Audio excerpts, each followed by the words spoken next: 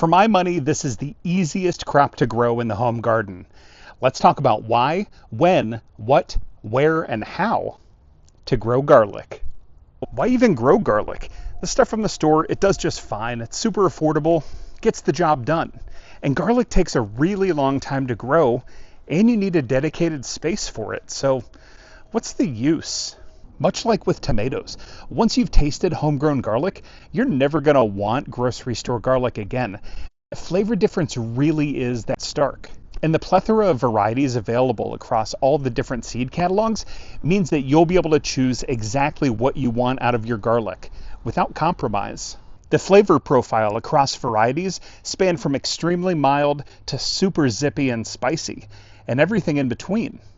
And for an initial investment of usually under $20 for a half pound of seed garlic, or about 3 to 4 large to jumbo-sized bulbs, you'll never have to buy garlic ever again. Timing when to plant your garlic depends on the region that you're in. So if you know what your hardiness zone is, go online and check to see when the most appropriate time is for you to get your garlic into the ground. But typically it's going to be any time between mid-fall and early winter. You just want to make sure if you live in a zone where the ground ends up freezing over winter, that you get your garlic planted at least a few weeks before that first hard freeze. Garlic grows best if it gets to experience at least a month or two of some cold temperatures, below 40 degrees Fahrenheit. So if you're a gardener that's in a more moderate or warm region, then you might want to consider popping your seed garlic into the refrigerator for 4 to 8 weeks before you bring it out and plant it into your garden. This is called vernalization, a period of chilling that helps to kickstart the bulb development. If you grow spring bulbs in your garden like daffodils, tulips, crocus, or hyacinth, it's the same principle. Only with garlic, at the end of the day, you get to eat it. Try to time planting your garlic to a few weeks before the first killing freeze. That'll give your cloves a little bit of time to start to develop roots and get established before entering winter dormancy. You're likely to even see some greens emerge after about a week or two, and that's perfectly normal and nothing to worry about. In fact, it's showing you that the process is working. If you see some greens emerging, don't be surprised if they die back once the freezing conditions hit. And don't panic, it's going to be fine. The cloves have told you that they're developing a root system, and they're going to come back in full force once spring hits. And if you happen to not see any greens emerging, that's not a time to panic either. Remember, garlic takes a really long time to grow. We're putting these in the ground in fall, and we're going to harvest 9 months from now. So be patient and trust the process. Now, if you want to wait until spring to plant your garlic, you can. Just know that your bulbs are likely to be a little bit smaller than they would have been had you planted them in the wintertime. And also remember, if you plant in the spring, you probably missed the opportunity for natural vernalization. So pop your garlic in the fridge for 4 to 6 weeks before bringing them outside to plant them in your garden. Get your garlic from a reputable seed company or from your local farmer's market. Grocery store garlic is farmed for consumption, and it's regulated differently from seed garlic. It's often sprayed with growth inhibitors to help keep it from sprouting easily, and you never really know what sorts of pests or diseases could be hitching a ride on your grocery store garlic. If you want to try to grow garlic from a grocery store, I recommend growing it in a container. That way, if it does have any pests or diseases hitching a ride, you're not going to be introducing that to your garden soil. When it comes time for you to decide which type of garlic you want to grow in your garden, know that there are 2 main types, Softneck and Hardneck. Softneck varieties are most often the ones that you'll find in the grocery store. They grow really well in moderate and warmer regions, and their bulbs have a lot of cloves of varying sizes, and they're layered, so the larger cloves are on the outside and the smaller cloves are on the inside. Softneck garlic also stores incredibly well. Some varieties can keep for over a year. If you've ever seen garlic braids in restaurants or in grocery stores, then you've seen Softneck garlic.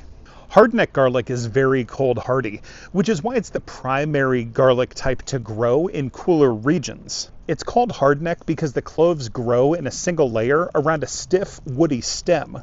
Around late spring, early summer, hardneck varieties put out a flower stalk from the main central stem called a scape. These scapes, if left to their own devices, will straighten out and flower. But if harvested in its immature stage, it's absolutely delicious in stir fries and pasta sauces, and even the most tender of garlic scapes can be eaten raw, just like spring onions. Hardneck garlic, unfortunately, doesn't have as good of a shelf life as softneck garlic, so within a few months, you're going to start to notice a decline in quality. So planting in the fall enables you to use your uneaten hardneck garlic as the seeds for next summer's crop. And when it comes to hardneck garlic, plan to get it in the ground in the fall. If you try to stretch things out to the spring, chances are by the time you're ready to plant, your cloves will have gone bad. As long as the light, water, and soil conditions are met for your garlic, you can plant it anywhere, from an in-ground bed, a raised bed, or even a container. Garlic needs full sun conditions in order to thrive, at least 6 hours of direct sunlight.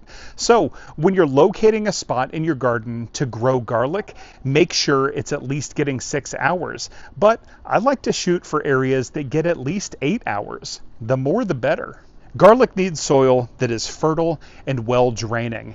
It does not do well in wet conditions, and the cloves will rot in soil that is waterlogged. But bulb development can be stunted if the soil is too dry. So make sure that you're consistently watering your garlic during drought conditions. Whatever location in your garden you choose to plant your garlic, make sure that you do the appropriate weeding before planting.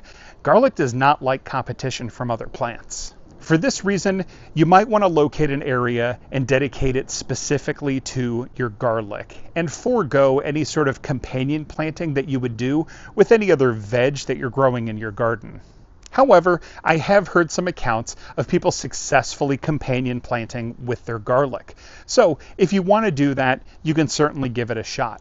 But clearing your growing space of weeds is always a good idea.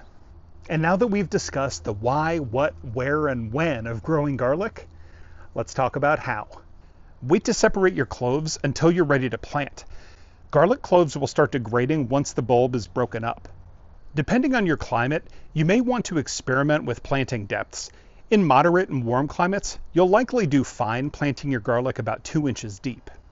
In mild and cold climates, consider planting your cloves a little deeper, about 4 inches, in order to protect from extreme winter conditions. You'll also want to consider adding a layer of mulch over your garlic, especially in cooler regions and definitely if you're growing any softneck varieties.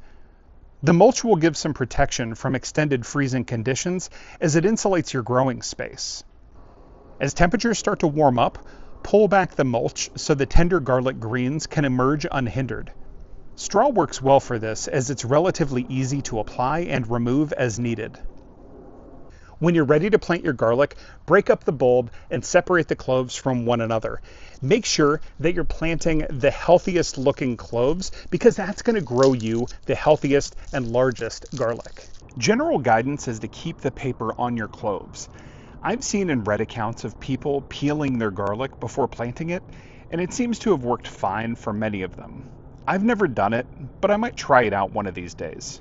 The way I look at it, it's more work to peel the clove, and you have to be super careful not to damage the clove itself as you peel. You're also going to be removing a natural layer of protection from rot and pests.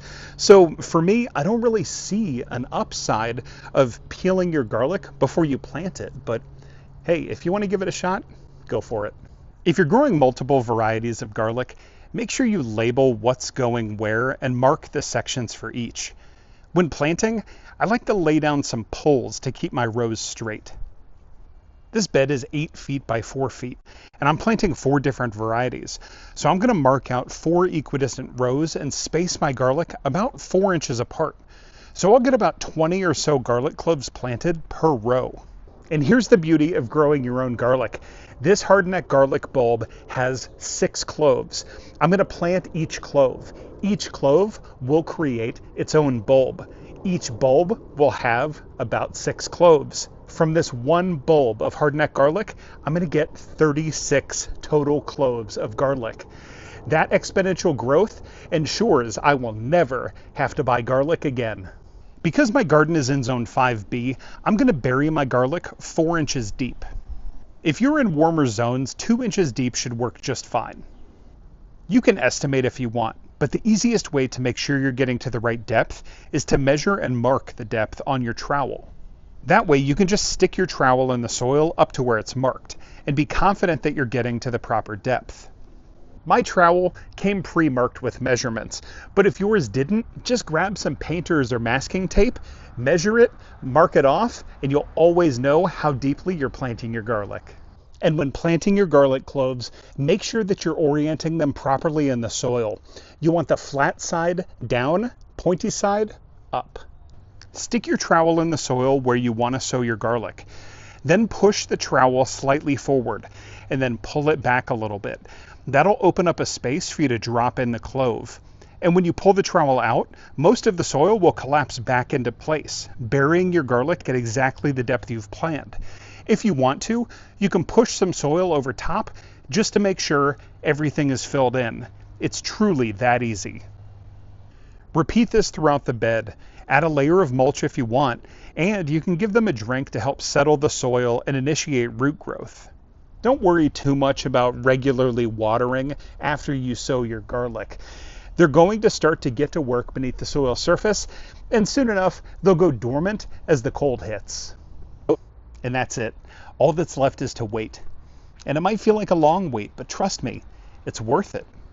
And besides, you have a couple of exciting things to look forward to, like the emergence of the first greens come spring, or if you're growing a hardneck variety, the growth and harvesting of scapes, giving you a sneak peek at the taste of the garlic that is to come. And then come summertime, you're going to harvest your garlic and you get to feast. But make sure that you hang on to some of the biggest and the best bulbs so you can grow next year's garlic and never have to buy garlic ever again. Happy growing.